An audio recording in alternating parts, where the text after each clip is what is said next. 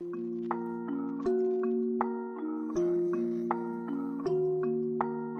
since a baby, I've been trying to get away, trying to lock in the guap, trying to block with the pain. I'm a blind little boss, I'm on top of the game. I've been plotting a lot, now I'm tossing your bait. Yeah, my pops got caught, didn't lock them away. My mom fought hard 5 jobs in a day. I'll be dropping the vibes, and I'm copping the pain. We off to the stars of a tropical place. Ooh, yeah, I'm spitting it heavy, the mission is steady. Your bitch is a jelly, I'm ditching the petty. You're digging for pennies, I'm itching and ready. I open my heart when I listen to Shetty. I'm bold like a boss, but I'm little like Debbie. I know what your boss, I got Richard and Getty. I'm holding the guap and I'm whipping the Yeti, yeah, Kari can play with advanced moves. I'm fucking my girl and her man too. I'm taking the ball like the ran do. My soul is the one that I can't lose. I soak up the sun like a sand dune. I'm holding up love with the bamboo. I'm rolling the blunt by the candle. Taking the game, running it back without taking a drink. Yeah, I'm the one and I'm making a wave. Rolling the blunt and I'm blazing a J. I'm escaping the brain, go straight for the cake. I'ma take to the bank, not taking a break. I'm made for the race, I pray for the day. I wake with a bake in the greatest state. Welcome back, everybody. It's time for Thursday Night Football. Yeah, hello, everybody, and welcome to the Yankee and the Brit NFL pregame show. This is week 16. We have Thursday Night Football. Joe, we also have Saturday Night Football and Sunday Football, and then Monday, and then 2 games on Monday night as well. Oh, Thursday. Right. Yeah, sorry. It gets weird this time of year. Yeah, because the NFL, before the schedule released, is like, no, we won't have any games on Christmas. And then they're like, wait, we can figure out how to do 2 Wednesday games? Yeah, let's do that. Yeah, we can start streaming on Netflix. So let's see how that goes. And we can take on the NFL. We can take on the NBA. Let's see how that goes. But yeah, a crazy week in the NFL in week 15, which is how we always start out our week 16 pregame show, is to look back to week 15 and do our reactions to week 15. So, Jay, I thought we could start in probably the game of the one of the games of the week, at least. It was a pretty great week of football. It was a stone cold lock is what it was. Yeah, it was, man. Yeah. Jay, the Bills went up against the Detroit Lions. The Bills came out on top. Jay, does this game show exactly why we don't trust Dan Campbell? I mean, unless you like kicking onside kicks with 12 minutes left in the fourth quarter. I mean, what the fuck is that guy thinking? Yes, it's absolutely why we don't trust him. Me and my neighbor, so we got our first snowstorm. So me and my neighbor out shoveling at the same time. Well, snow blowing. I don't want to act like we're out there dying or something, but we're talking, and he's a Packer fan, and he was like, Dan Campbell's going to cost them in the playoffs. I go, yeah, we've been saying that for fucking a season now. Sorry, my dishwasher is on in the background. Yeah, I agree with that. I think just looking at it, I kind of get the thought process. Like, I understand what takes you to thinking about that decision, and then you should think about it and then not do it, right? Like, that's where I get. So there's less than a 7% chance you're going to get that onside kick. Yeah, I think looking at interception, a fumble, there's probably higher than a 7% chance that could happen in a series, right? And all it takes is one stupid penalty by the Bills, and then it's 2nd and fucking 17. Yeah, and you know what I mean? And then you get them off the field. The other part of that is now onside kicks have now people have realized that you can actually take them to go score. Yeah, like he got them within. He gave them a free. He basically gave them a free score as well. Like, he really put his defense in a terrible position by doing the onside kick. But there was 11 minutes left. It gives them a free chance to score. And the new rules, that it takes the surprise out of it entirely. The onside kick was a totally fine, legitimate thing to do if there was some surprise in it. But there was zero surprise in this onside kick, because you have to say when you're going to onside kick. So it just takes all of that away. What would have actually been better for them to do is the onside kick that they did at the end of the game, because at least that had an element of surprise. The right up the middle, try to like do the Pat McAfee thing of like kicking it right up the middle, and the punter goes and chases it himself. That was a better way of keeping some surprise in the game. So I didn't understand it. It didn't make any sense to me. And it just shows that these decisions are going to cost them. And it did cost them here. It did really cost them, because it just meant that the Bills could just prevent defense. Like, yeah, as long as you don't score too quickly, it doesn't really matter to us. Yeah, I don't trust Dan Campbell. We've been saying it. It bit him in the ass. It almost bit him in the ass against the Vikings with their going in on 4th down and getting stopped. What was it, a week or two ago, 4th down on your own 29 and you get stopped. Like, yes, it's dumb shit like that. And you just pretty much said to your defense, I know you can't stop Josh Allen. So I don't know what that does for your defensive morale when you already are injury plagued up and down the whole defense. Yeah, now obviously the thought process was because they couldn't stop Josh Allen, so they needed to steal a possession, right? Like that's what they needed to do. And like, okay, I get that. Like I get the thought process there, but if your defense is playing that badly, that's also kind of on you, right? That's also something that you have to think of and you have to fix. And there's ways of, they showed it, they showed it, but they started to show it too late. The riskier but better strategy of actually getting it to work was play man to man and send the house and see if you can get anything. Yes, like see if you can actually get a stop. Just gonna say is the Lions through the rest of the season should just blitz on every play and see if you can create a turnover, because you can score. So you're just going to score a shitload of points and just keep blitzing and see if you can create a turnover to get that extra possession. Yeah, if you're trying to, yeah, exactly. If you're trying to steal a possession, and the thing is, it's steal a possession, right?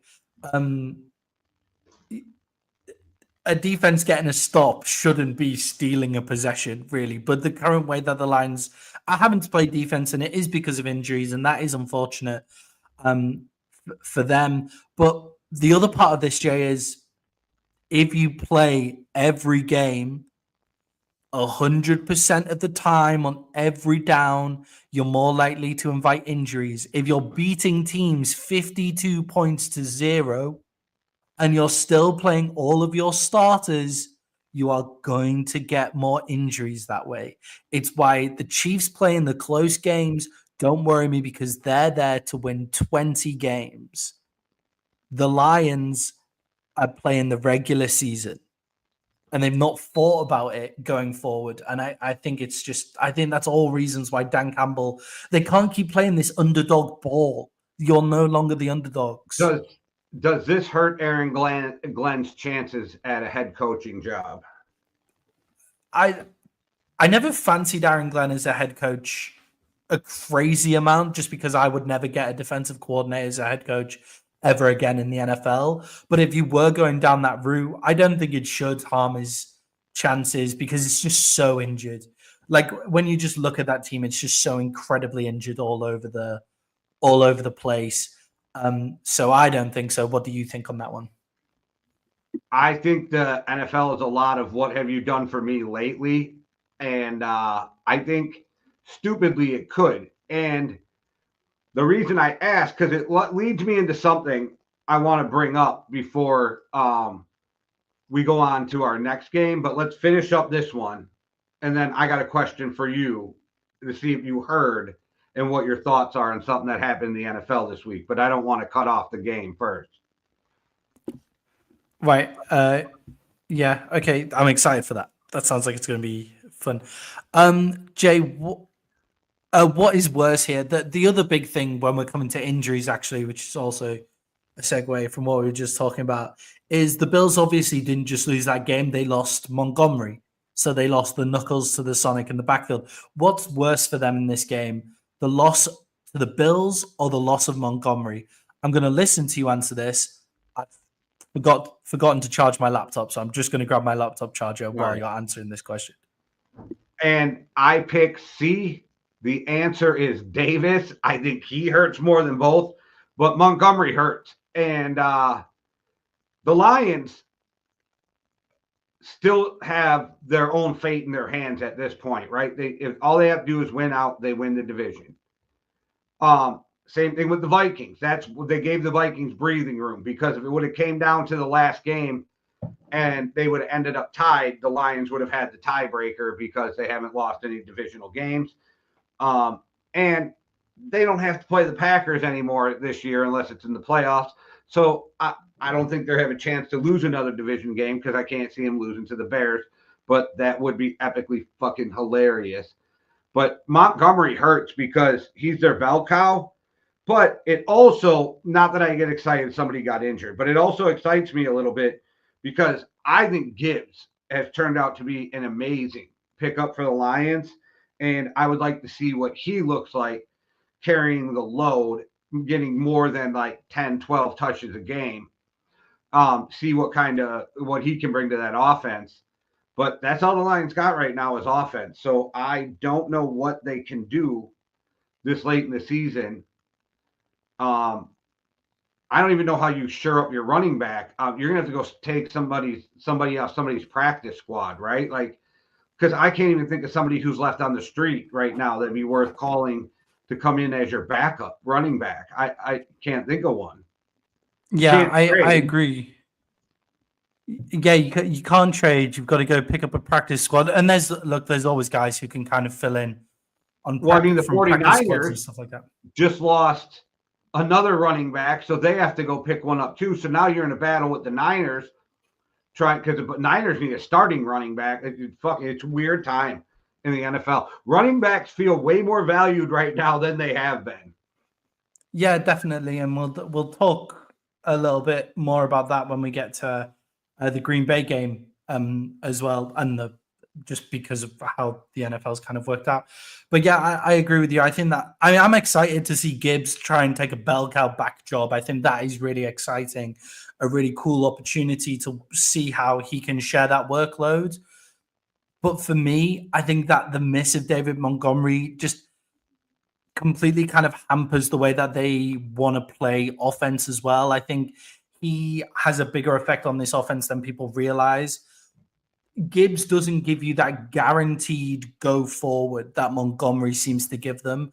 Montgomery gives you, if you're in a short yardage situation, which the Lions like to play in a lot, they like to play on 4th and 1. They like to do that. They like to go for it in the end, in the red zone as well.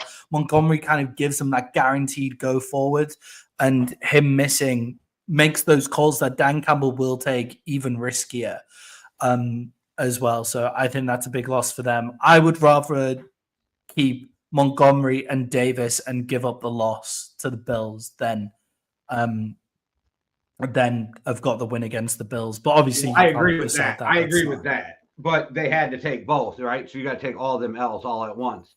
Yeah, exactly. Jay, and just moving on to the Bills here, is Josh Allen now deservedly the favorite for the MVP? Unless Saquon breaks Eric Dickerson's record, he's the MVP. I think if Lamar doesn't have a rough beginning of the season, I mean, the Ravens, not Lamar himself. If the Ravens don't start out the way they do, I think Josh Allen's in a battle for that MVP right now because Lamar's playing that good. But yes, I think it's Josh Allen unless Saquon breaks Eric Dickerson's record.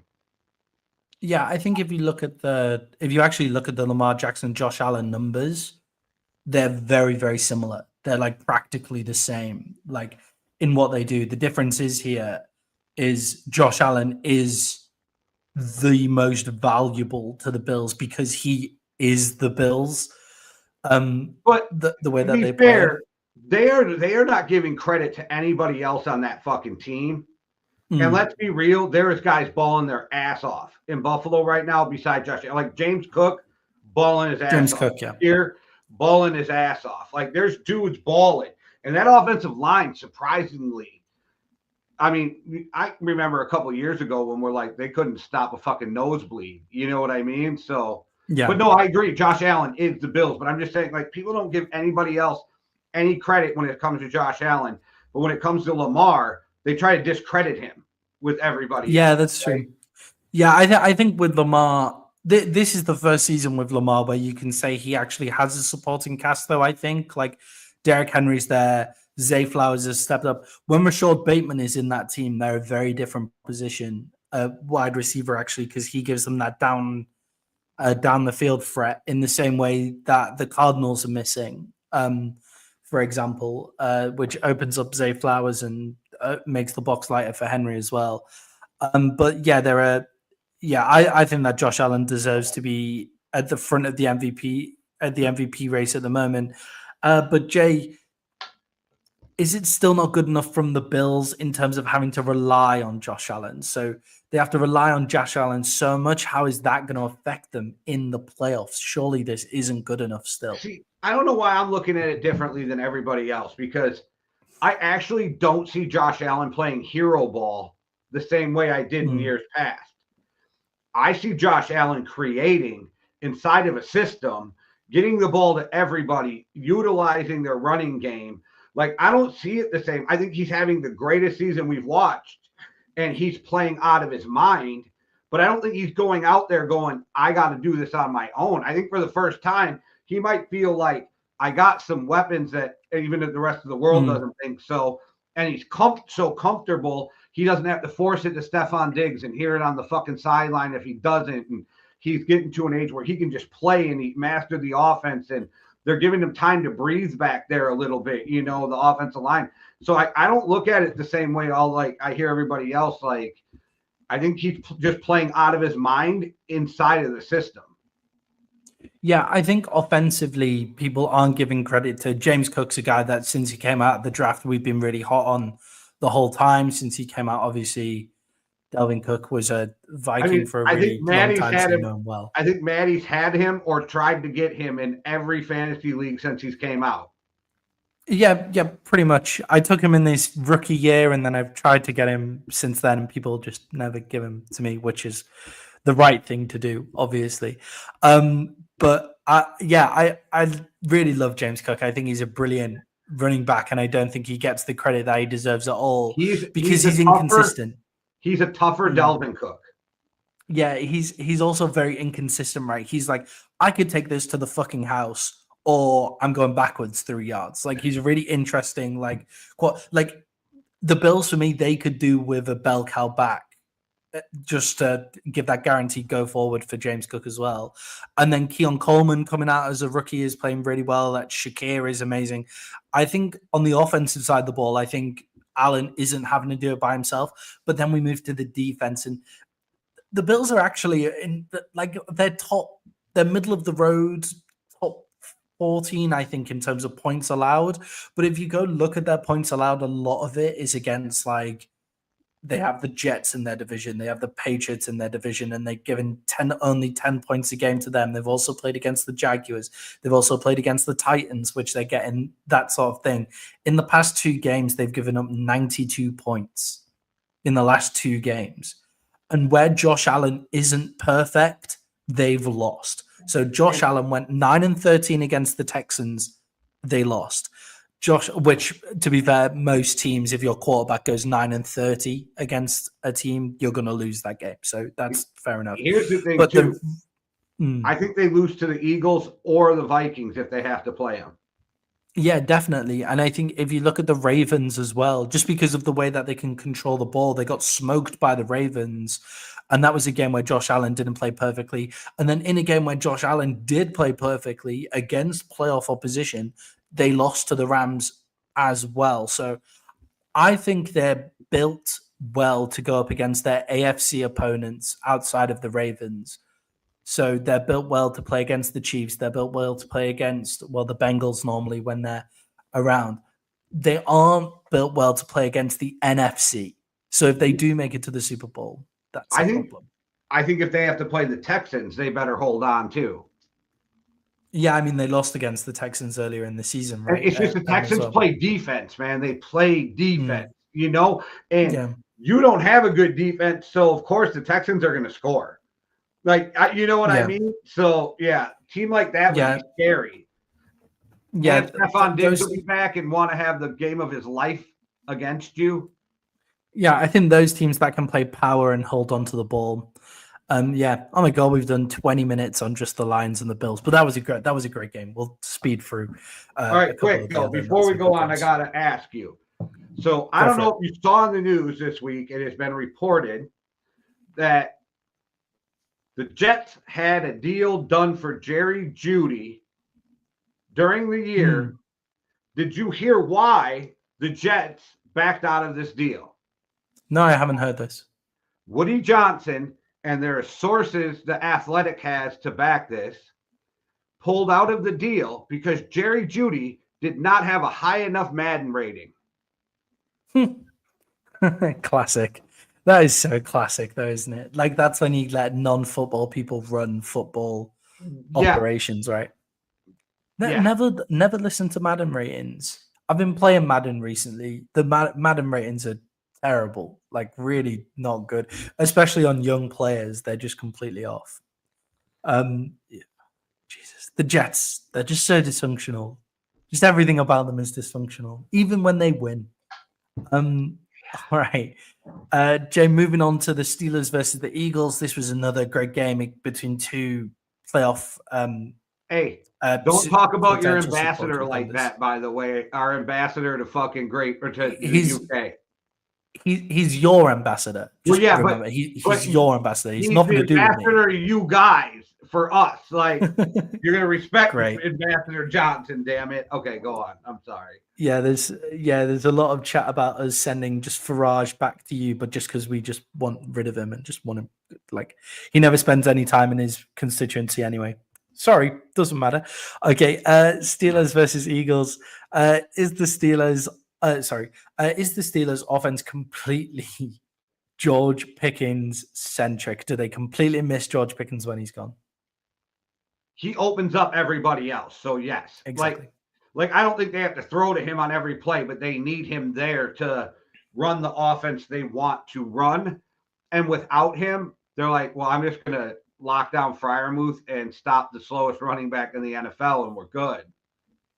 Yeah, I think Pat Freiermuth had actually quite a good game. Again, like he was their standout player on offense. Like if you actually watch that, the only big play that they were able to have was the flea flicker to Calvin Austin that they got through, and that just shows me that there was a lack of explosion in a play-to-player basis. And George Pickens is that explosion for them. And it takes away Russell Wilson's deep ball as well. The reason why he's been so successful compared to his time in Denver is that 50-50 moon ball where he's throwing up what is essentially shit for George Pickens to just go turn that into a 70-30, you know. So, yeah, I'm not sure And on the Steelers are in trouble because TJ rolled that ankle, and they're 1-10 lifetime without him. Yeah, that just on TJ. Obviously, TJ massive loss for the Steelers, but the Eagles O-line, man, is for real. Like what the Eagles O-line just did to the Steelers defensive line was incredible. Like I know Hitman was talking about how Hurts was dialing up the offense, which he was, but he had like 5 seconds to throw, like never even thought about getting sacked against one of the best defensive fronts in the league. So that team's unbelievable. I got to give a shout out to Jalen Hurts. Comes out, can go backwards, rocking the chain, and just goes, and I'm paraphrasing, but that's what you wanted to fucking see? Because he didn't say fucking. But he's like, that's what you wanted to see? Like, yeah, okay, shut him up, Jalen. Like, you guys have fucking 12 wins and people are still talking shit. Yeah, I think it's pretty incredible. Like the way that, see, I don't like the Eagles because I'm a Cowboys fan, so I don't like them, right? But I've never said that Jalen Hurts I don't like the Eagles either, honestly. Yeah, I've never said that Jalen Hurts is terrible. My comp for Jalen Hurts has been Dak Prescott the whole time, and I think Dak Prescott is on the cusp of being a top 10 QB, right? Jalen Hurts is great if everything is going his way. The perfect quarterback almost if everything is going his way. And at the moment, the way that Howie Roseman has built that team, everything is going the Eagles' way. And on that, Jay, do the Eagles have the best roster in the NFL?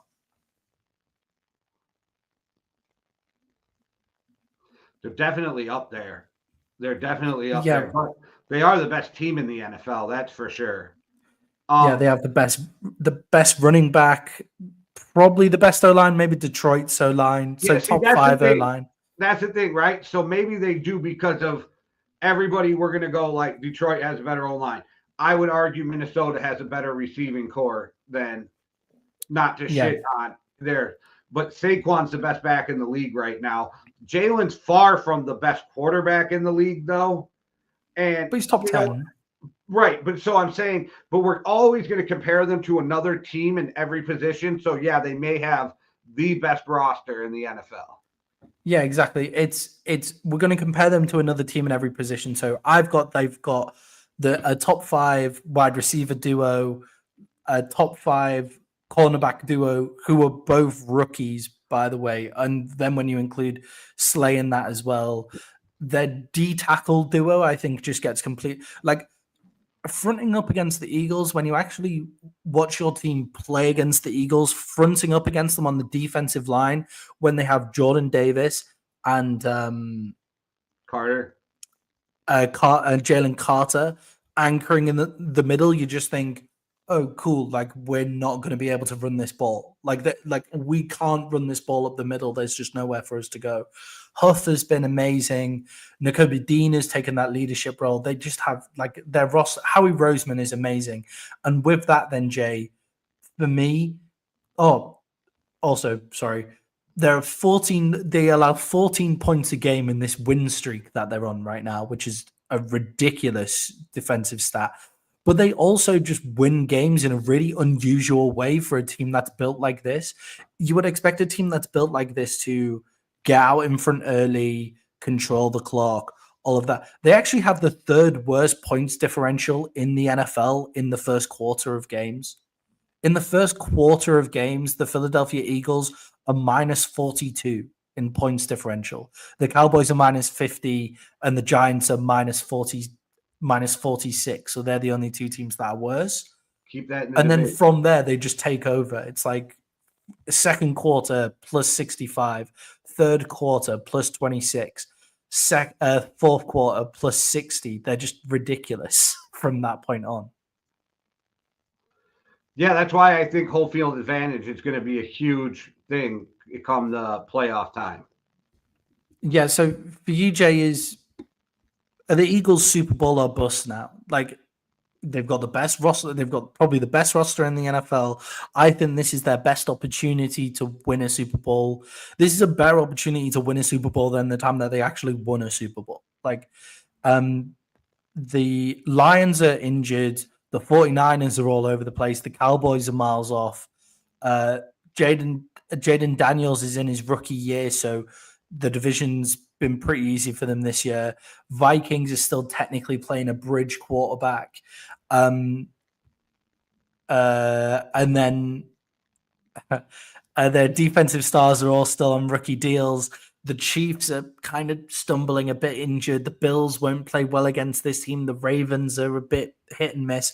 And also, most importantly, AJ Brown hasn't quite fallen out with Jalen Hurts yet. Like, they're still kind of okay, it seems. So that's important, like, for keeping it back together. Anybody who's played sports knows you don't have to get along with everybody on your team. You just have to 100%. be respectful, right? Like, you just have to be respectful. That's it. I played hockey with dudes that I got along with way better than some dudes on the team. You know what I mean? There's people on the team that I never hung out with outside of a sporting function. But that doesn't mean we can't be on the same team. We can't, like, figure it out, you know? I was on the football team with dudes I couldn't stand. But, like, who cares? That's not what that's about. But it's definitely Super Bowl or bust for them right this year. Like, if they don't win the Super Bowl or get to the Super Bowl, at least they should be disappointed. You know what we got to look at it is, like, too, is this is their job. And every one of us has worked with somebody we don't like. Not a big Yeah, deal. no, definitely. Just usually the person that I don't like isn't then chatting shit about me everywhere else as well. But you know, in the media, It was a veiled shot, though. It was veiled. So, like, he was just like, "What's the problem? The passing game." he was actually telling the truth. That's the thing. And he could have been like including himself in the problem. Yeah, he actually wasn't telling a lie in that part as well. But for me, Eagles Super Bowl or bust. Eagles fans, you should be disappointed if you don't get to at least the Super Bowl. Howie Roseman is a genius. So, and you all start putting some upset. respect on Nick Sirianni's name. Yeah, if he gets to a Super Bowl, I'll let him off. You know, he's already been to one. I know. Yeah. Jay, your Bears. Not your Bears. Jay, the Chicago Bears went up against your Vikings and got shown what a real football team looks like, in my opinion. The Bears got beat by the Vikings. Jay, are the Vikings now the favorites to secure the NFC North? I think they got a good shot, especially with the way I think the Lions are headed right now with all the injuries. It wasn't perfect. I can't believe Justin Jefferson dropped that touchdown, but that's neither here nor there. KOC going for it on fourth down pissed me off. Like, just take that was weird. Just take the fucking field goal. Just like, I think he wanted that touchdown back because Justin dropped it. It's the same drive, right?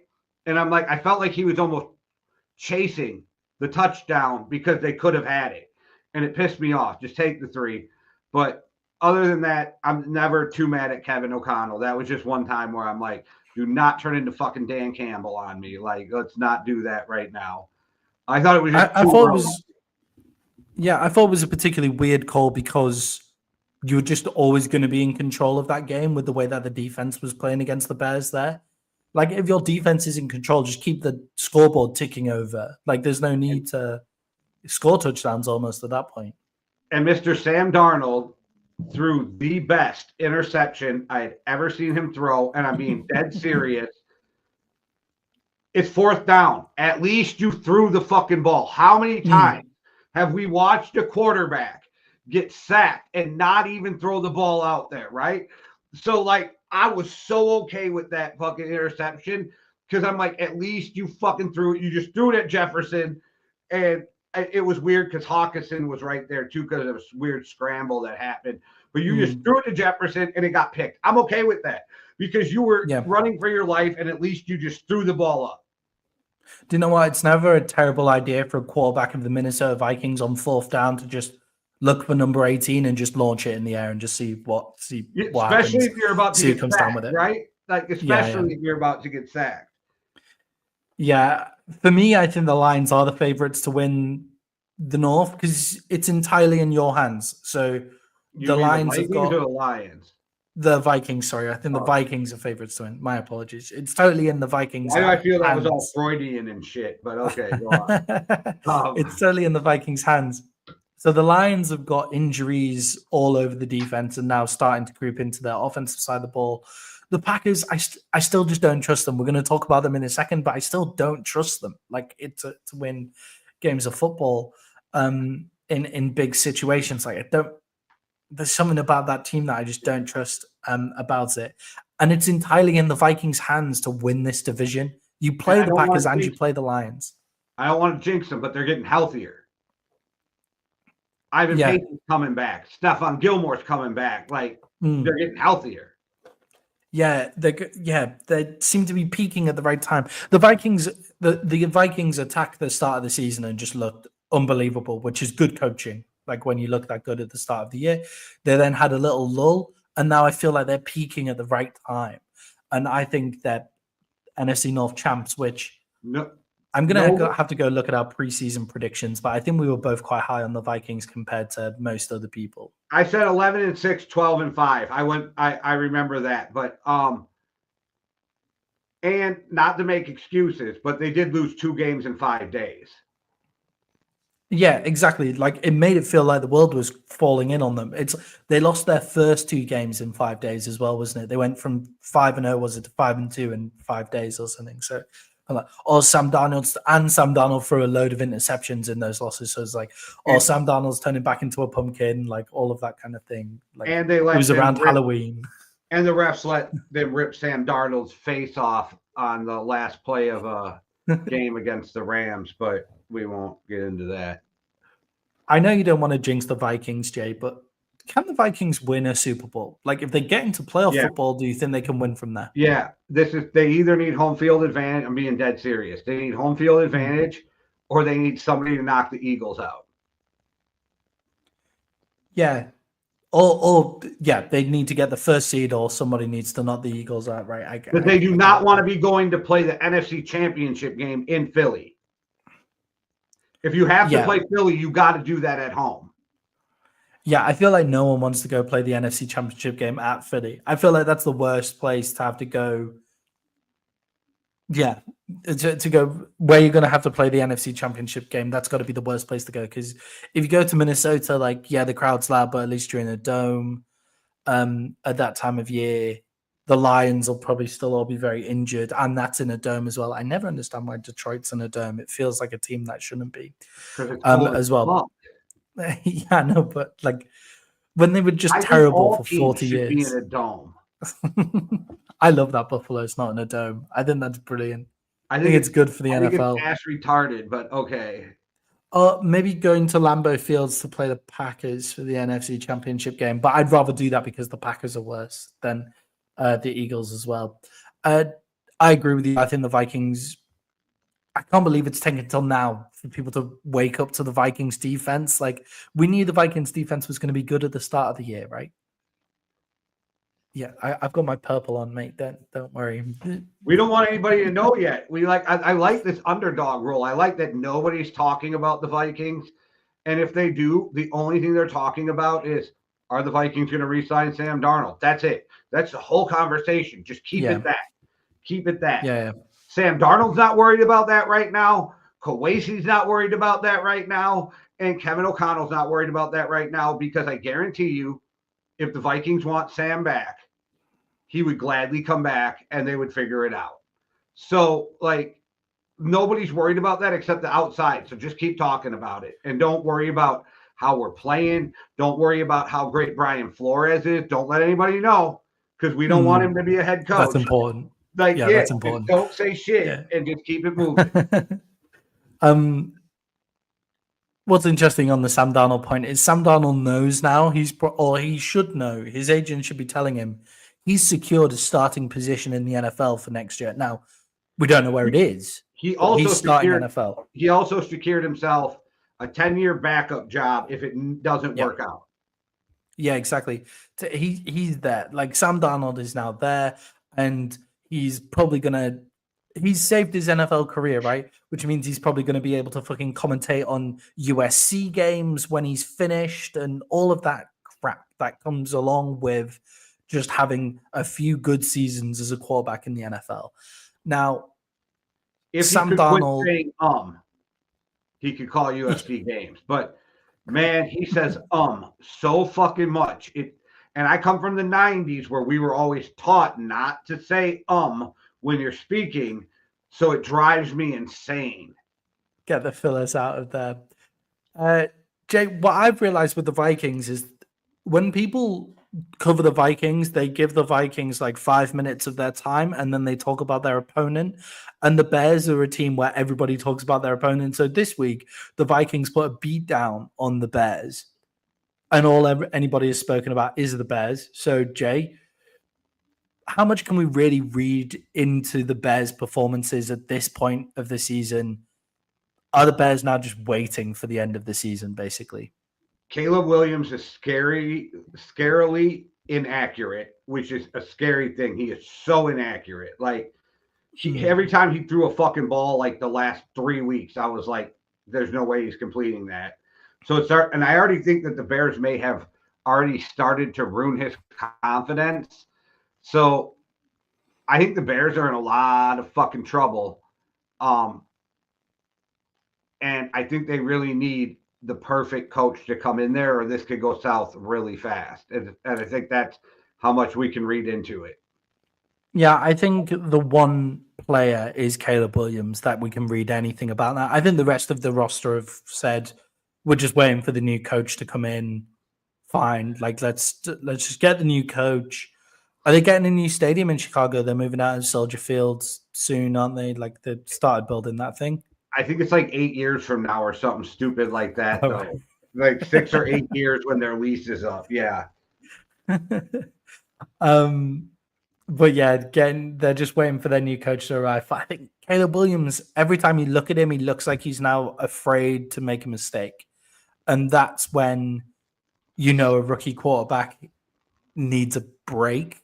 Like he needs the break of the end of the season now just to get back into his ways. Because Troy Aikman had maybe the perfect rookie season of all time where he was making big plays, throwing loads of interceptions, and lost 3-11, but never stopped himself from throwing down the field when he was making all of those mistakes. Whereas Caleb Williams is making those mistakes and is now living them every single time he drops back. And that's a real problem for them. And whoever comes in there right now, like, I wonder how much money they could back up to Dave Canales to get him out of Carolina. I don't know why you would do it if you were Dave Canales, but like, I wonder how much money that would take. Like, or Kellen Moore, a guy who's been in the Caleb Williams situation, at least of being a rookie QB, like those kind of things. Maybe it's time to give Kellen Moore that shot in Chicago. Dan Orlovsky all but said without confirming it that right now the word out there is Vrabel to Chicago is what's going to happen at the end of the year. Yeah, I actually don't hate that, to be honest. I Culture builder. Yeah, I think he's rough. I don't like it for Caleb. That's a rough dude to play for. And if Caleb Williams, and he's not an offensive guy, I don't know. Tennessee's offense never lit it on fire. I don't know. Yeah, I don't know. He got he got the first seed in the AFC with Ryan Tannehill at quarterback, though. So, but that wasn't on quarterback play. That's kind of like my point. Like, exactly. I think Vrabel. This is just me. I think Vrabel would do better with an established QB. Yeah, I would.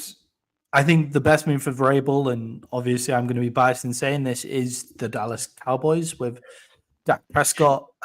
With Dak Prescott there and a defense he can work with straight away, and those kind of things. That's where I think Vrabel would really suit. And a team that needs a change in culture. Now the problem is that Jerry Jones wouldn't let him do that.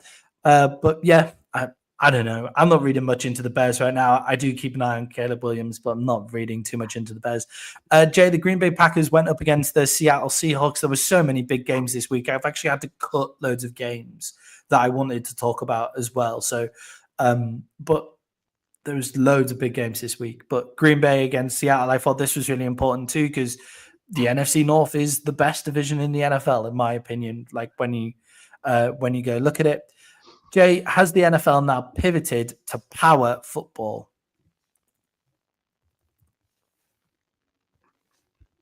No, I think they just mix it in. I still think it's a mixture of, because the top NFL coaches have a lot of passing yards too. Yeah, I agree with you. I was kind of looking at this, and I was watching the first few drives of this game and just thinking, oh, right, they're just going to ride Josh Jacobs this entire time. And then I woke up the next day and watched the 40 minutes and stuff like that as well. And as I was watching that first quarter, I was like, cool, they're just going to ride Josh Jacobs. And I was surprised to see that he only finished with 94 yards. And Jordan Love finished with 225 yards in the air. And I was just like, oh, it's not power at all. It's just, they're just calling power at a time where you just can't stop it, because the NFL defenses have now cover two, linebackers in there for the passing game, D tackles aren't as big a deal as what they used to be. So now you can call power and just keep going and keep going and keep going. And I think the Packers actually became impatient with it, but I don't think it's power football. I think everybody's now able to mince in power, and it looks kind of unstoppable. Jay, a question I've written down here for you is: I thought Josh Jacobs was very impressive in that game. Josh Jacobs or Aaron Jones?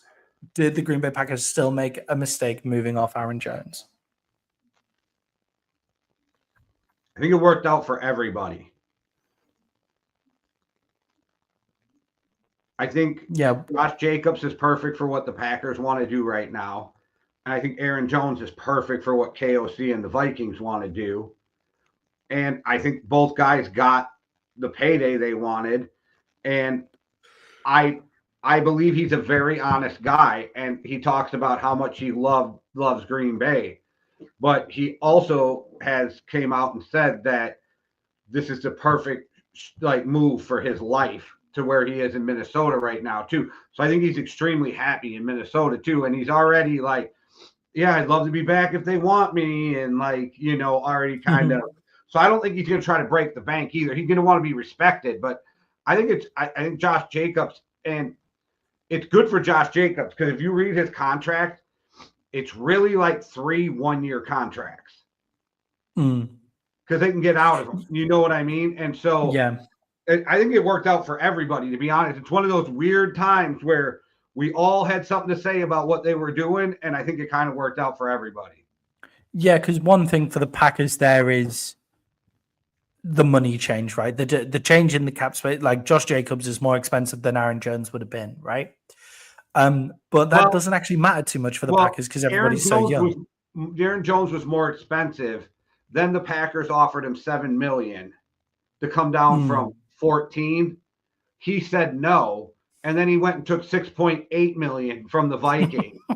And then they got Josh Jacobs for 10. So he's cheaper from what they wanted to pay him, but not what his contract was. Yeah, exactly. So maybe just a move that worked out for absolutely everyone.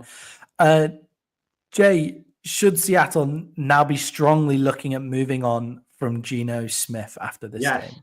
Yes, I was screaming it last year. Again, now you're in a situation where you got to keep Geno one more year. You got him under contract, which is fine. But you got to keep him one more year, because you don't have his replacement, unless you think Sam Howell's the replacement. But I don't think who he definitely isn't. Sam Howell, after watching that game, is definitely not the replacement. Okay. I've never seen a quarterback take longer to throw a ball. That was insane. How bad. It made me think that Geno is actually much better than we're giving him credit for. The Seattle offense is just terrible. But then you look at it, you just look at the Seattle offense and you go, no, it's not. It isn't bad at all.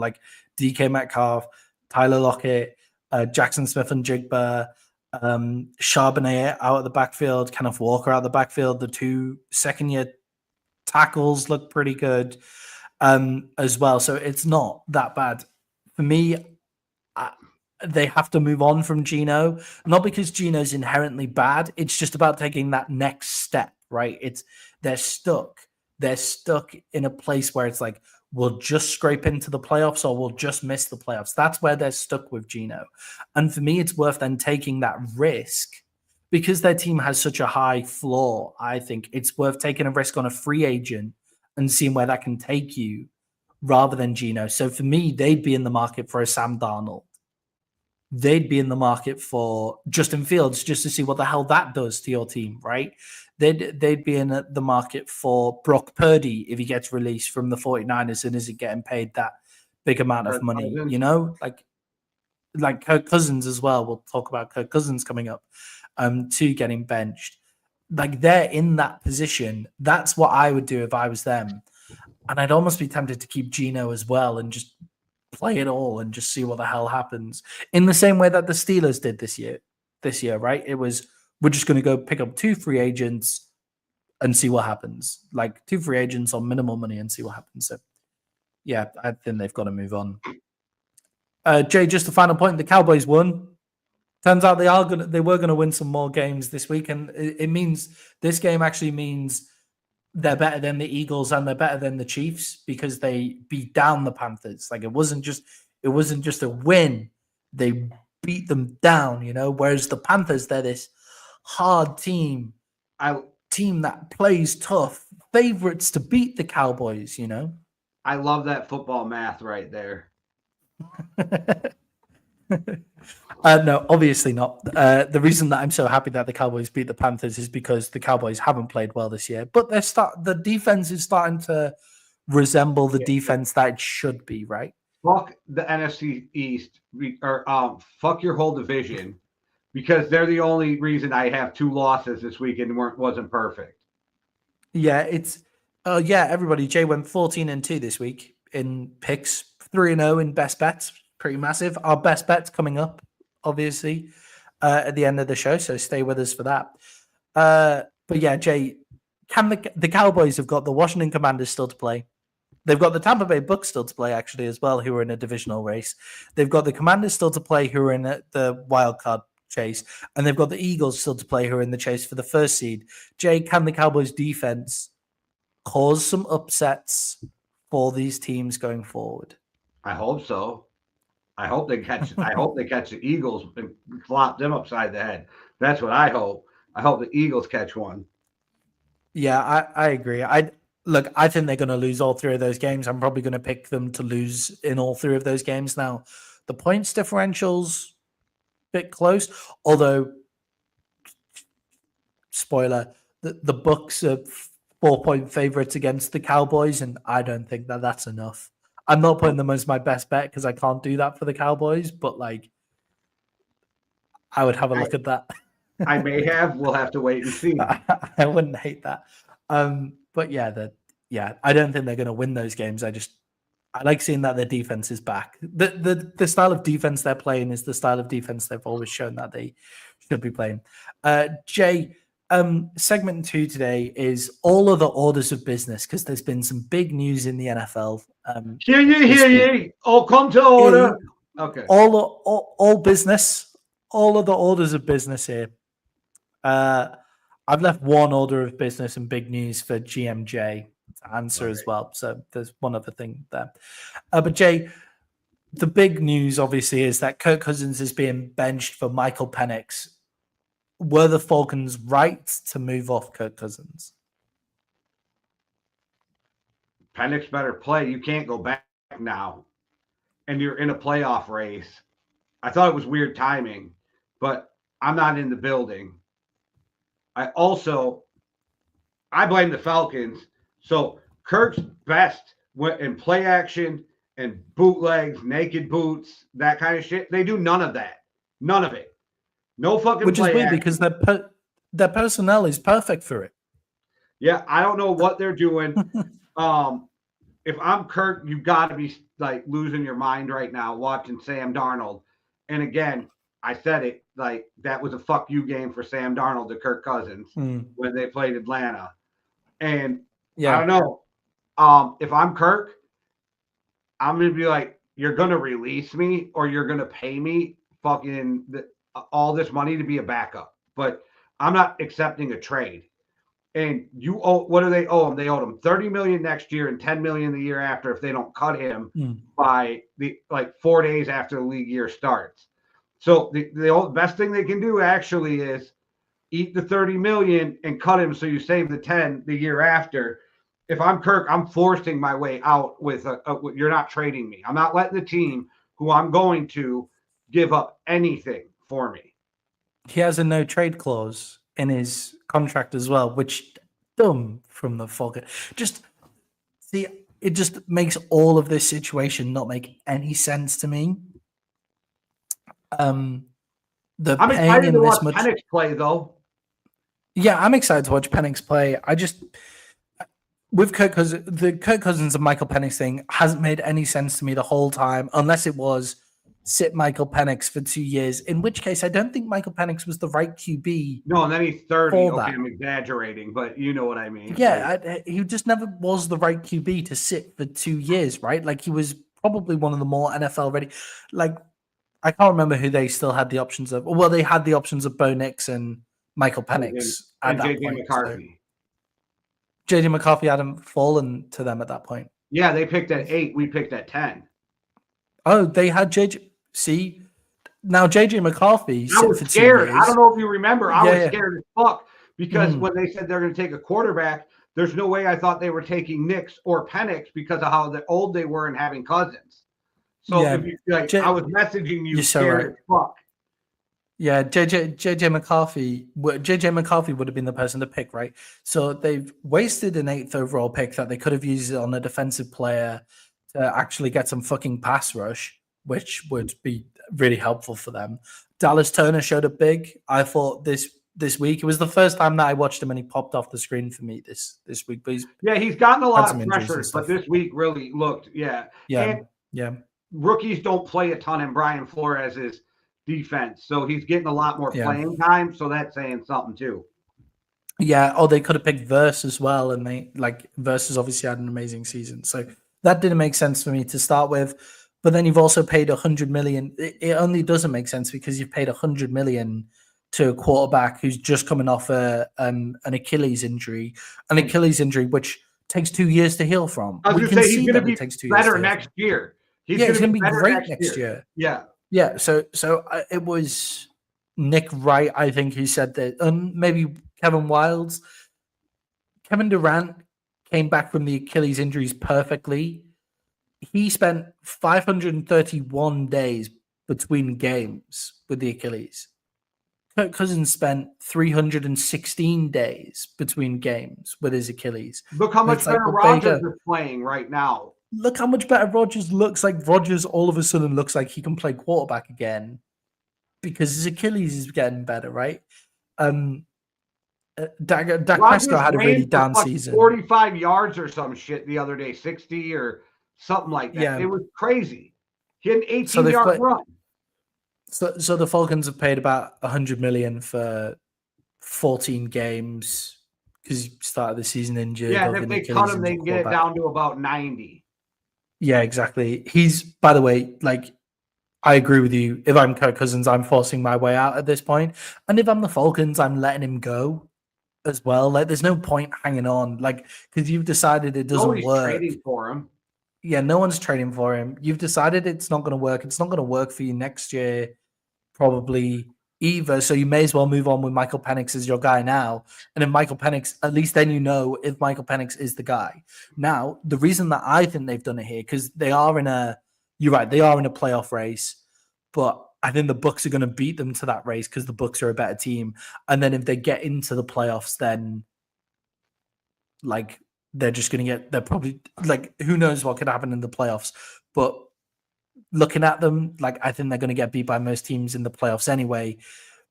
They kind of come into a nice situation here for Michael Penix.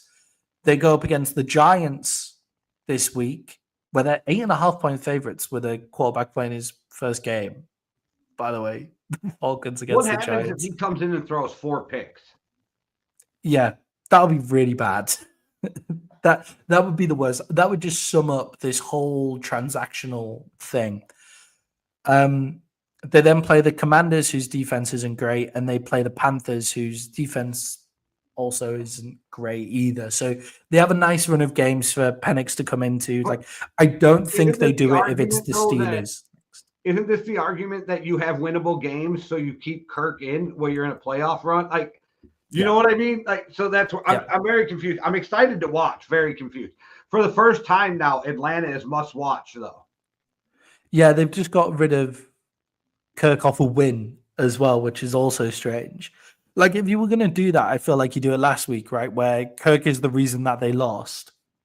And then you've got the Raiders and the Giants for Penix's first 2 games coming through. Like, it's all strange to me. Jay, another point of business here is Pat Mahomes went off for the Chiefs, went off injured. They said he was able to come back in and he's not featured on the injury report, but going forward in the game. So it looks like he's going to play tomorrow. Jay, would you play Patrick Mahomes tomorrow? If it's just a low ankle sprain and he can move around on it, yes. Yeah, I'm all for protecting players from themselves, but there's this point where it's I'm all for protecting players from themselves when we're basically already guaranteed the playoffs. They've pretty much locked up the first seed as well. I think they're 2 games out, 2 games ahead with 3 games to play. So they've pretty much guaranteed the first seed as well. And I think they're good enough to play with Carson Wentz too. And Andy Reid is in favor of resting his players. But turns out Patrick Mahomes isn't that injured. So play him. I never got why it was a story on a low ankle sprain. Yeah, and plus, I don't want Carson Wentz hanging anybody else out to dry and getting them injured. Yeah.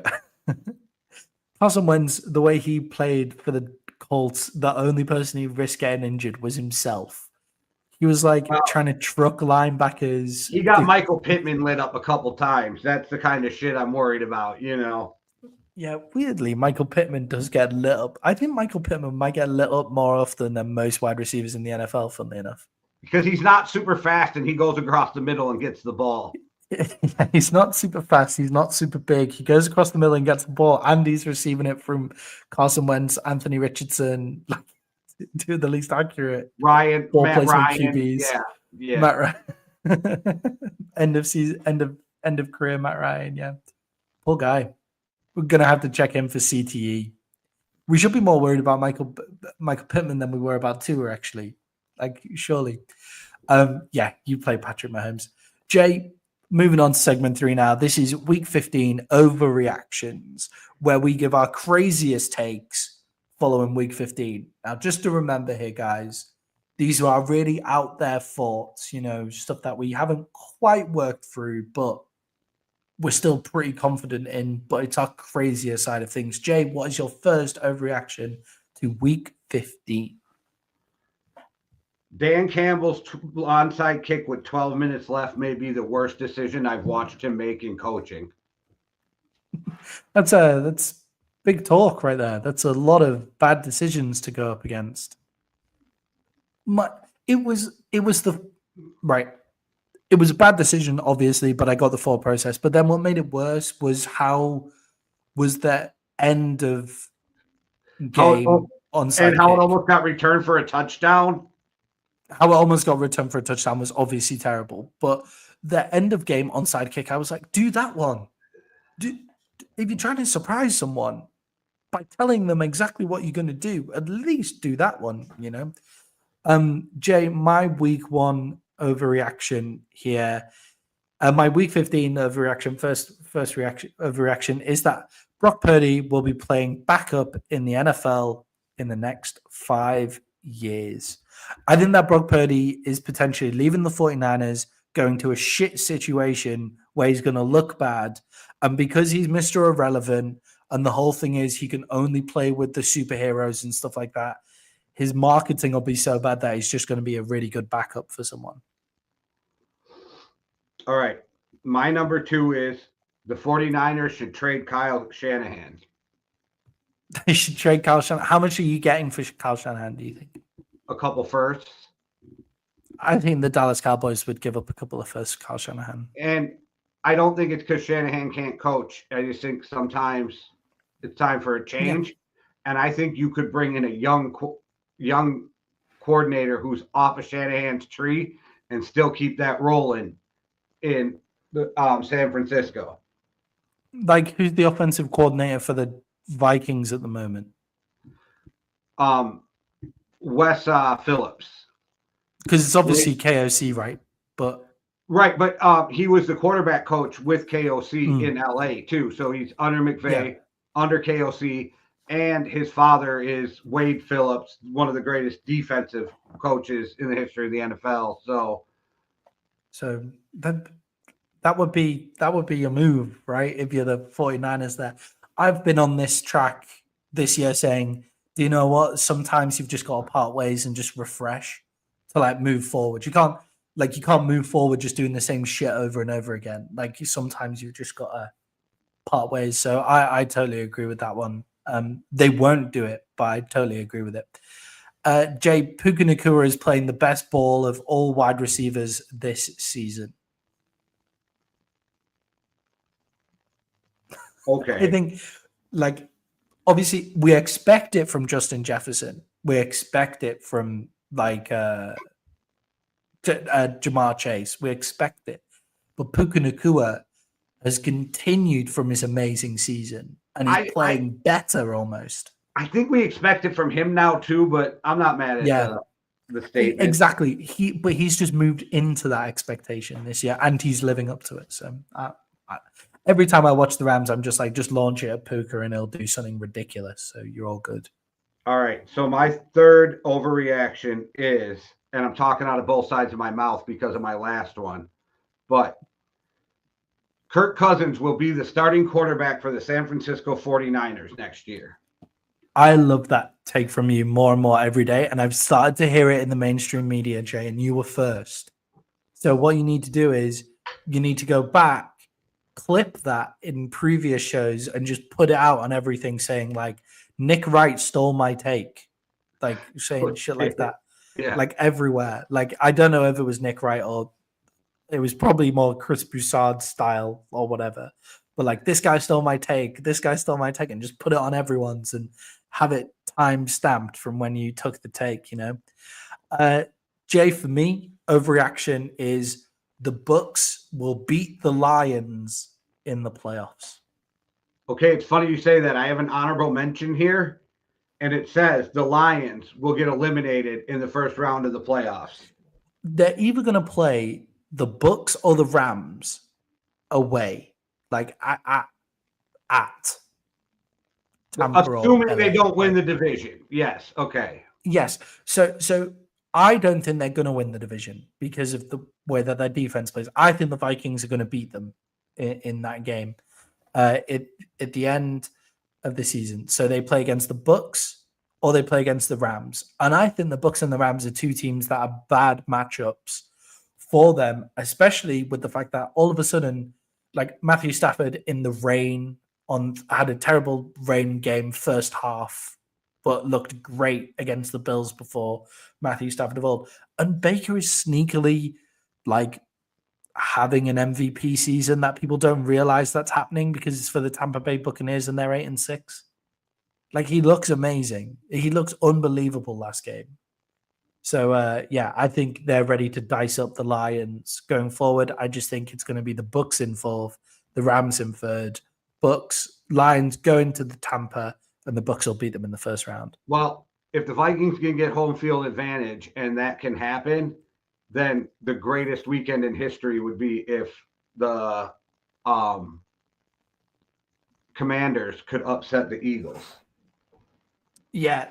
Well, what would be...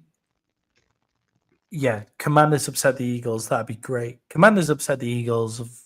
Does that mean the Vikings have to go to Detroit? No, Vikings will go to Tampa or LA. I want the Vikings to have the home field advantage in this scenario. Yeah, obviously. So okay, got you.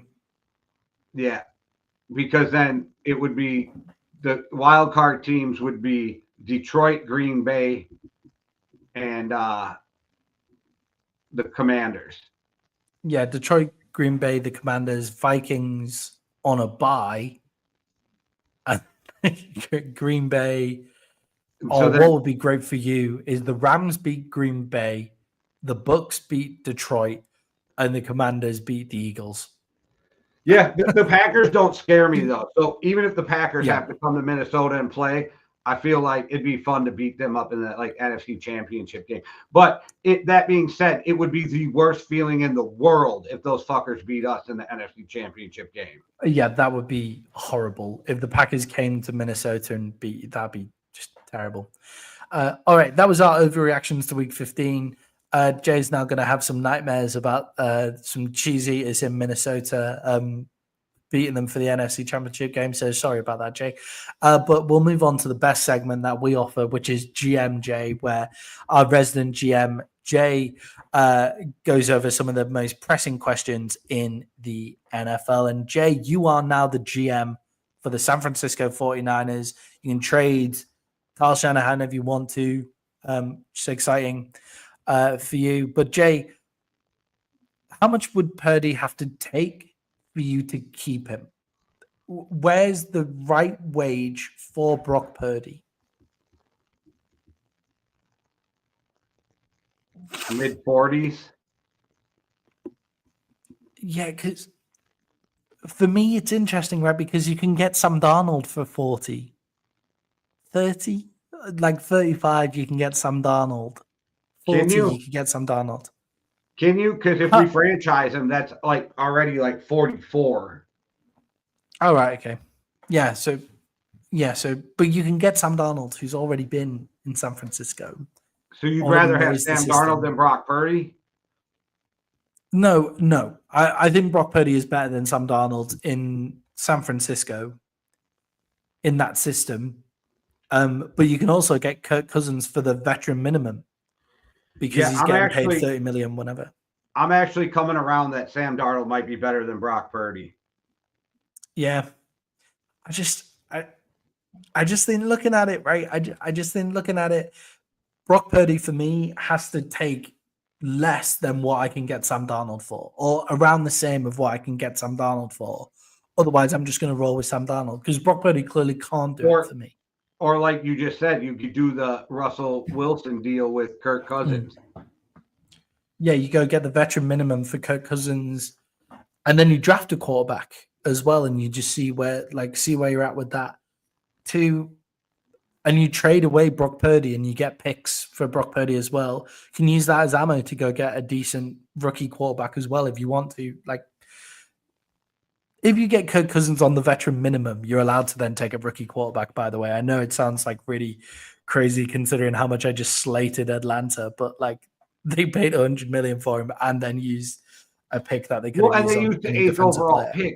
It's not like San Francisco would take one in a later round, developmental guy, that kind of thing. Or you bring in a guy who I think sooner or later is going to get cut, like a Will Levis, and try to like mold him, That's what I would do. Something like that. Yeah.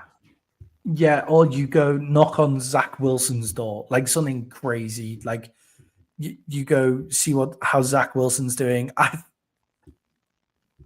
still think that Kyle Shanahan would quite like Justin Fields. I still think that just because of the way he took Trey Lance, but I think Trey Lance wants guys who can actually throw the football. But he took Trey Lance. And in college, Trey Lance lit the world on fire with his arm. Yeah, I think he wants a dual threat quarterback. Justin Fields looked better at throwing the ball in Pittsburgh at the start of this season than he did before. If you're taking a flyer, if you're already taking Kirk Cousins, you may as well take the flyer. Now you're comparing degrees of shit, Maddie. Yeah, that's a fair point. Like if I give you a sandwich and I say this is a 10% shit sandwich, are we even arguing if this is a shit sandwich or not? I do love the most improved awards that they give out at school as well. Like, the kid who only ate 8 crayons this week instead of 10 crayons, I did always used to like them at school. So yeah, maybe that's how I feel about Justin Fields. But yeah, for me, Brock Purdy has to be taking the same as whatever I can get Sam Darnold for, or I'm just going to go get Sam Darnold, or I'm going to get and I'm probably going to get Kirk Cousins on the veteran minimum anyway, and just tell those two to play it out and just see what happens. All right, Jay, you are GM now of whichever team selects Travis Hunter. So that's the highest team who doesn't need a quarterback.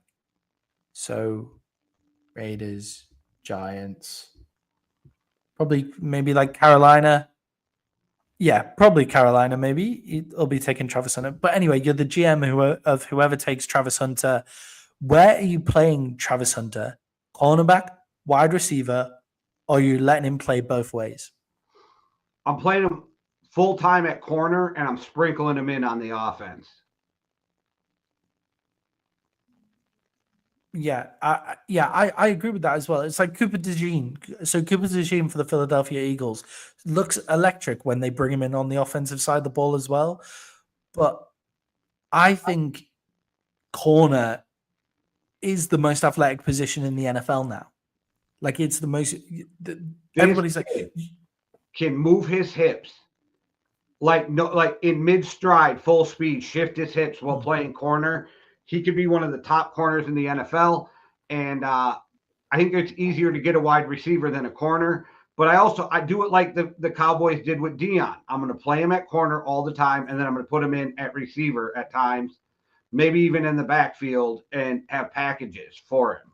He's still going to get 10, 15 touches on offense for me, but he's playing full time as corner. Yeah, I agree. And I think a lot of people are saying he's such an athlete, you need to put him on the offensive side. I know Eric Bieniemy was saying this, like, you need to pick a side. You have to pick one side because of the amount of time that it takes away from actually playing the game. Well, he's so athletic, you need to get him into the game, right? No, he's so athletic, he has to play corner. That's the most athletic position in the NFL. And he's so athletic that he doesn't need to learn crazy, complicated offensive plays. He needs to learn how to run a jet sweep, and he needs to learn how to run some go routes. Like, that's realistically where you sprinkle in Travis Hunter on the offense. The thing, right? He already knows how to run all those routes too. It's Exactly. just learning the terminology, and he's going to learn the terminology by just being on the practice field because he's a smart kid. So even if he's playing corner, he's going to learn all the offense terminology, and he already knows how to run a go. He already knows how to run a post. He already knows. You know what I mean? Plus fucking Eric Bieniemy needs to just shut up. Like, go get drunk and beat somebody up or something. Okay, that was in Colorado. My bad. Yeah, so Travis Hunter, he's got to play corner. He's got to play corner for me, and then he's got to come into the offense. Rookies are coming out of college far more ready for the NFL than they ever have because of the amount of snaps that they've had and the fact that people are starting to run much more pro-style offenses in college as well. So he's far more ready than he's ever been. I would love it if he was a Dallas Cowboy. Travis Hunter, I think, would just suit the Cowboys down to the ground. Obviously, he's not going to get to where the Cowboys are now that they've actually started to win a couple of games. So that's a shame, but I would love it if he was a Cowboy. It just suits the star on the side of the helmet in my head. Jay, you are now the GM advisor for all GMs in the league. The GM advisor for everybody in the league, apart from the San Francisco 49ers. Are you picking up Devontae Campbell next season? No, never. Everyone, Devontae Campbell walked off the field, didn't play. No, never. He's old. He's been a problem at 3 fucking places. No, I'm not. You're done. They've blackballed dudes from the NFL for less than that. Nope, you're done. Yeah, I think it's the fact he's been a problem at 3 other places, right? And what he was complaining about was so ridiculous. So he was complaining because Fred Warner came back in to start from, and it's like, yeah, it's the 49ers, and that's Fred Warner. And Greenlaw was taking snaps from him as well. And it's like, yeah. If you're on that team, if you're Greenlaw, and you just did all that to come back from that injury, and you did everything you could to get back on this field because you want to play for your team, and this fuckstain's going to sit there and refuse to go into a game, as a teammate, I'm going to be fucking furious.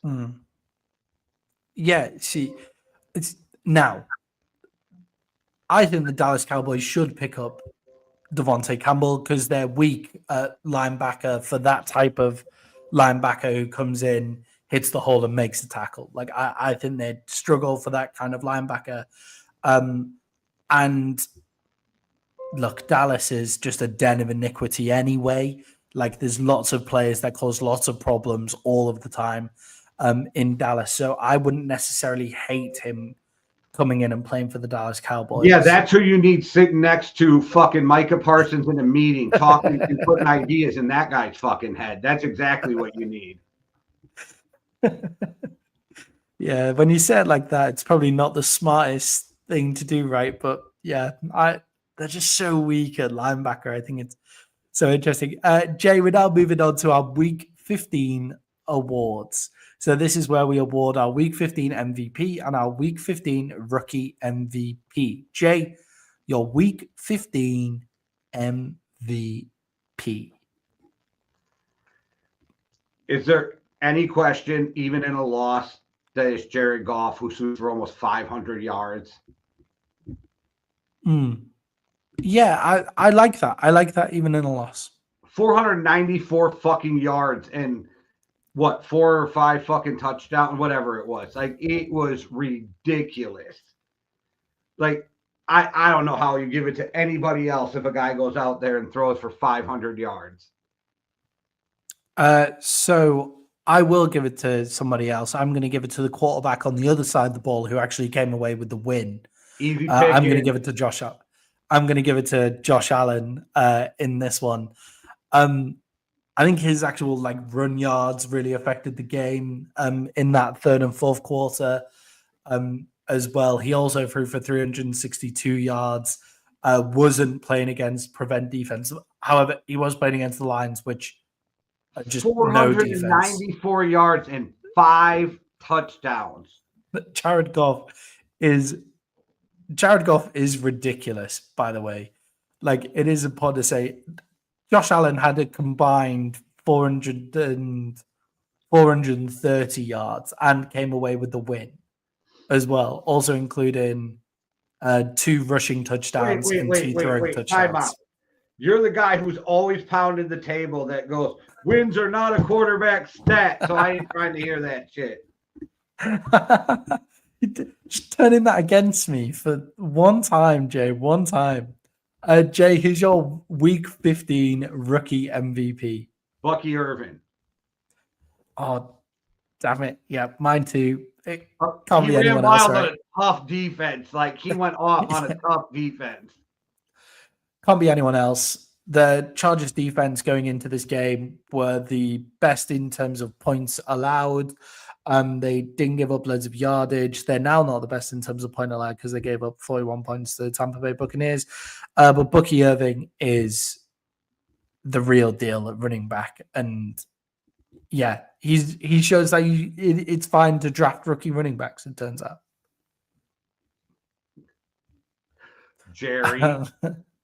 Jerry. Like, come on, man. Jay, we're now moving on. We knew who that was a shot at. Just letting you all know, just putting my stall out there.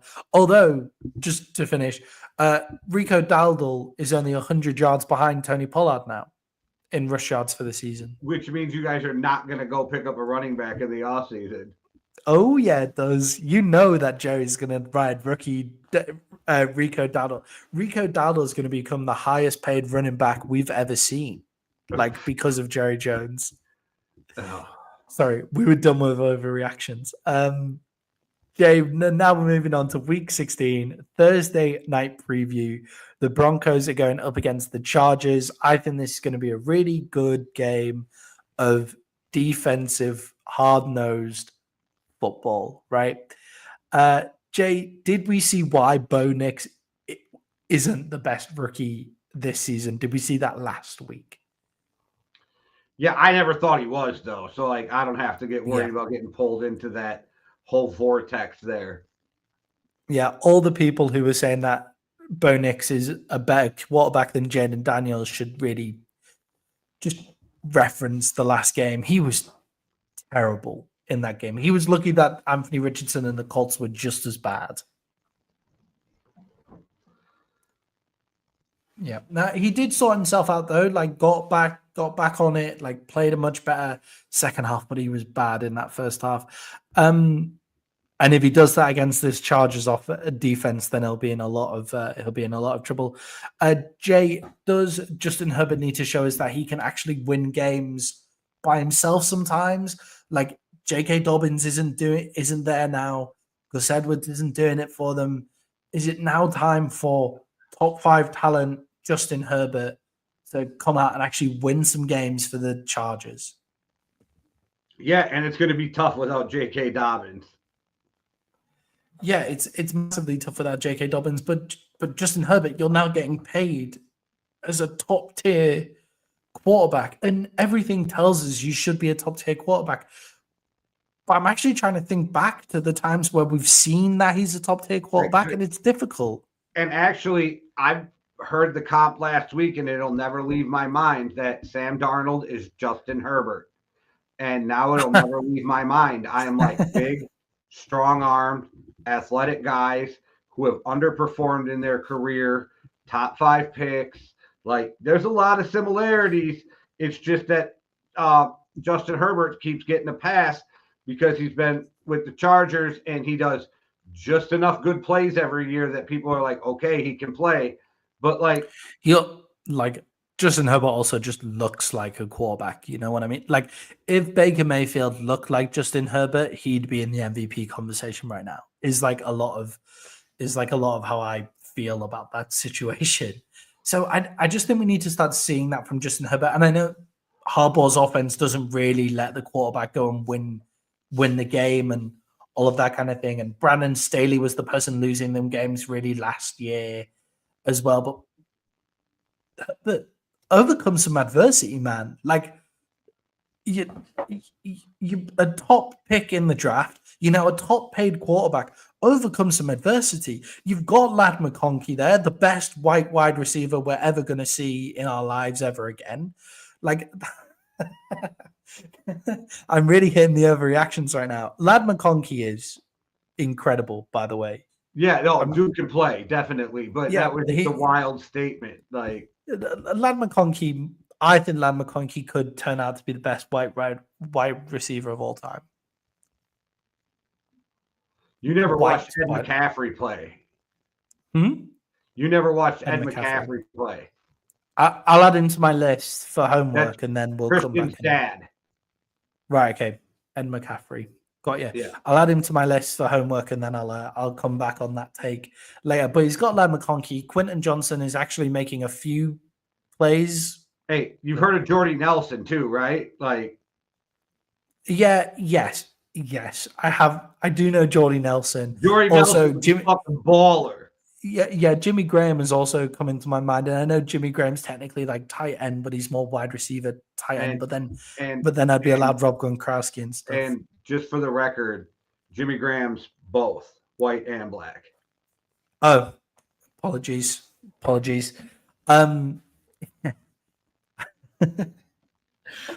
Yeah, but Justin Herbert, you need to actually overcome some adversity here. Like, you can't just keep on throwing the card up there.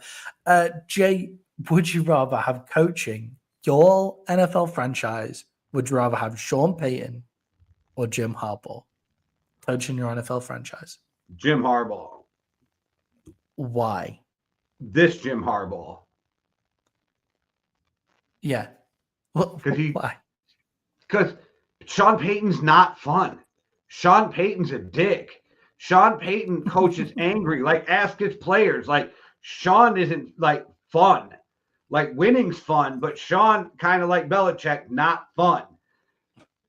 Jim Harbaugh is fun. Jim Harbaugh for me is the perfect amount of corny. He's not too corny. He's just corny enough to be fun with everything, right? Like the khaki pants, always khaki pants. The weirdo wears cleats at practice. Okay, weird as shit. That's corny, but I'm okay with that. And like, he just seems to like know how to, not just a team, every individual player, he knows what makes them tick. And he seems to know, like, this guy I got to put my arm around. This guy I got to grab by the helmet and just scream at him. Like, I think Jim Harbaugh is a leader of men, just a leader of men, and he's fun. Yeah, he's also old enough to pull off the corniness as kind of dad's vibes, you know? And he was a high-level NFL quarterback who went to an AFC championship game. So he's got that. So the corniness, like, he's came out to practice in full pads and played quarterback at San Francisco. Weird as shit, okay? But we can do that with him. We can do that with it works for Jim. Yeah, I like that take as well. I think for me, I'm going to pick Jim Harbaugh as well, mainly because he builds an entire, like, he's great at building an entire culture. He's great at building an entire team. Sean Payton is a fantastic offensive coordinator, like unbelievable offensive coordinator who is a good enough offensive coordinator and a good enough leader of men to run a whole organization as well. But Jim Harbaugh makes the whole thing. And a random thought, and there's no way to prove this. It's one of those things when I go, I can't prove it, but I know it's true. Jim Harbaugh would have made it work with Russell Wilson. Yeah, I reckon he would have. Definitely. I have no doubt in that at all because Mike Tomlin's made it work with Russell Wilson, so I think that Jim Harbaugh would be able to do it Hey, as well. Maddie, watch Yeah. that midseason Hard Knocks. You Yeah, get to see Tomlin in such a light. Like, I don't know how anybody doesn't love that guy. yeah. Tomlin's one of those guys I- as well. Like, imagine Tomlin and Jim Harbaugh just chilling. I've said this once before, but I got the he graced us by having a 10-minute conversation with us in the Mall of America the one year he was the defensive coordinator for the Vikings before he took Pittsburgh job. We're there for 4 days, but we're there for the first game of the year. If I remember correctly, it was the Saints, but don't quote me on that. We bump into him in the Mall of America. I walked past and all I said is, "You're going to have my boys ready?" And he stopped and had a 10-minute conversation with us. Coolest dude. So I will always have a soft spot in my heart for Mike Tomlin.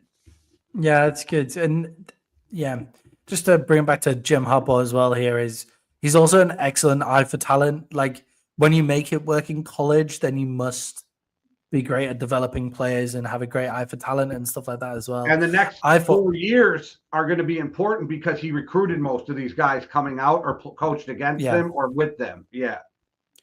Yeah, and we know exactly how he wants to build his team, and he's just going to pick those players that fit. Like the Chargers might just become Michigan, like that Michigan might just be moving down to LA. But yeah, I thought the corniest thing that Jim Harbaugh did was when Michigan had that Hard Knocks, all or nothing is what it was for Michigan, wasn't it? And he started out by taking his players over to go see the Pope.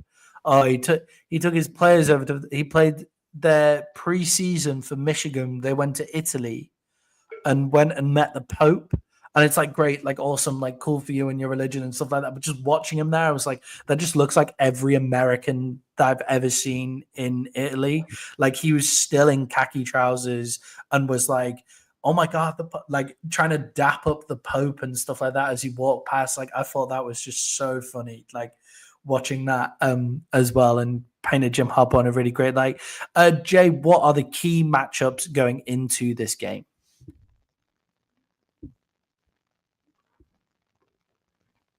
It's going to be, this is going to sound stupid, but it's the Denver defense against a receiving core. Because they're not going to have a running game. The Chargers are not going to have a running game. They're going to have to throw the ball. And Jim's going to try to run it, but they're going to have to throw the ball and make completions. Ladd McConkey, I think, is going to have a big day. And like you said, it's time for Justin Herbert to stand up and show everybody if they're going to win this game. But I'll just put it out there. I don't think they're going to win this game. So give me Denver plus the 3. I can give you plus 2.5, Jay, if you want that. All right. 2.5. All right. Mine said 3, but I will take your lame ass 2.5 that you're giving out. a DraftKings 2.5 there. I got I just pulled it up. DraftKings says 3 right now. It's 3. just moved to 3 then. It's literally, I did this as we were preparing for the show. It is moved. All right. You can have 3. I'll take 3. Your 2.5, but yeah. Okay, 2.5. That's better for you, isn't it? 2.5 plus 2.5. Yeah. Well, no. Plus, if I'm taking. Oh no, plus 3 is better. Sorry, yeah. Plus 3 is better. Yeah. Yeah, I agree with you on this one. I think Denver are also a great defensive team. The Chargers are also a great defensive team. For me, it is, can the Denver Broncos offensive line match up against the Chargers defensive line, which has been great at putting on some pressure. The thing that caused Bo Nix a lot of problems last week was that pressure. Can Bo Nix not throw those interceptions whilst under pressure? We'll see where that goes. I'm actually going to go for the Chargers on this one. I'm going to take the Chargers at 2.5. I think that Justin Herbert is going to come forward. I think that Ladd McConkey is. That's why it's 2.5. I get it now. No, I'm just kidding. I think that the one matchup that came to my mind is Pat Surtain versus Ladd McConkey, right? Which Pat Surtain in my head wins every time. However, Lad McConkey isn't the ex wide receiver who's just going to stay in one place while Pat Surtain marks him. Lad McConkey can play in every single slot in the on that offensive side of the ball. So I think they're going to find ways to get him open. I'm taking the Chargers at -2.5. Jay, you have the Broncos at +2.5. I love it when we start out on opposite ends. Just for the record, I'm 99% sure that I've never lost while taking the Broncos this year. That's good. I think I've only taken them like 3 times, but I don't think I've ever lost while taking the Broncos this year. I'll go check that after the show. I've got my spreadsheet, Jay. All right. Jay, we're now moving on to our best bets, which went really well for you last week. Actually, I went 2-1. I'm 27-18 on the season. Jay went 3-0. Jay is 25-20 on the season, which everybody, that's money right there. We're winning money. Jay, who is your number one best bet this week? Well, since we already talked about it, let's just get this one out of the way.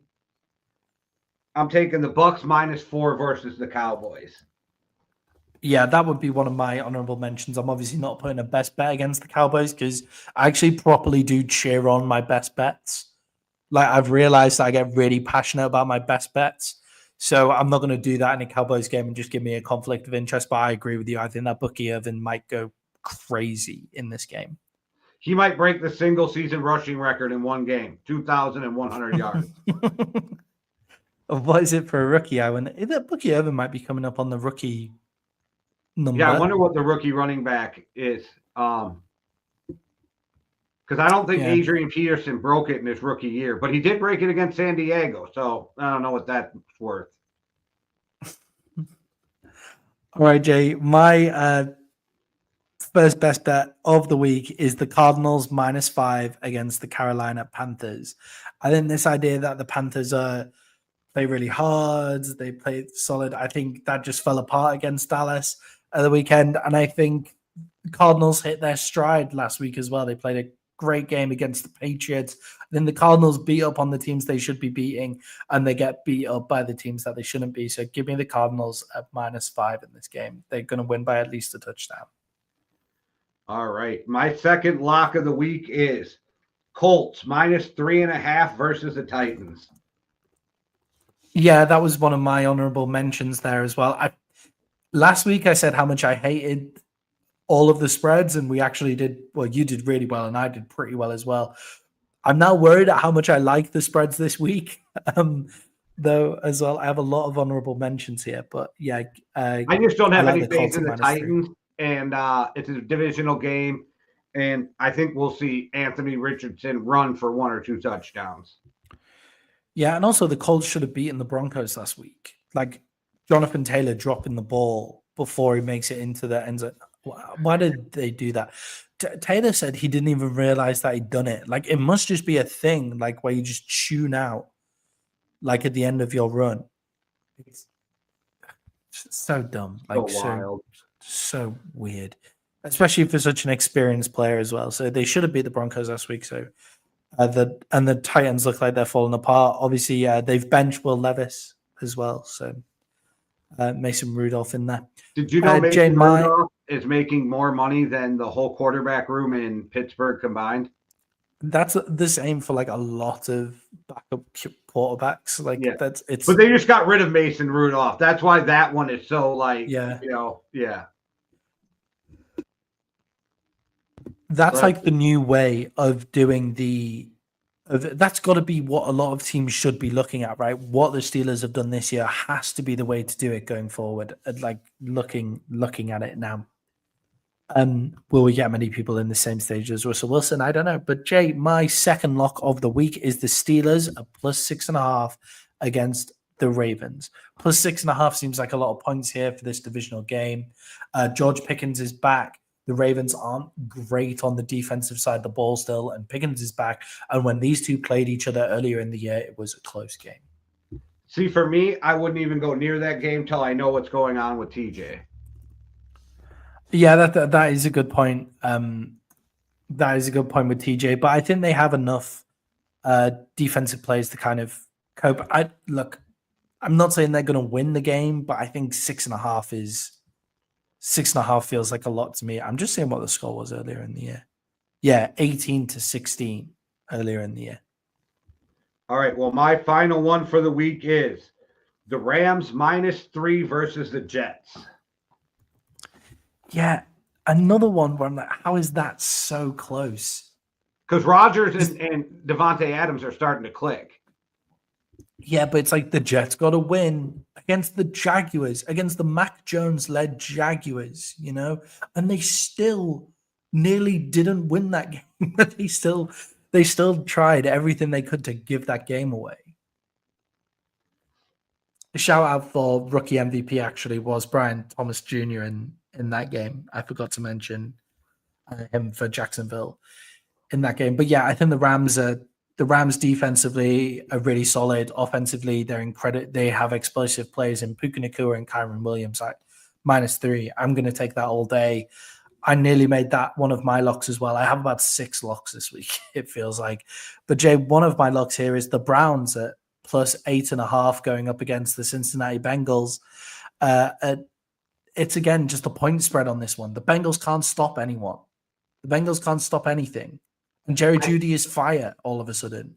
I thought about it, and then I remembered DTR is starting, and I was like, yeah, I'm not sure. Didn't realize. Is Jameis Winston out? No, I think they benched him. I don't know why you. Oh no! Am I going to stick with that? I'm right. Hold on.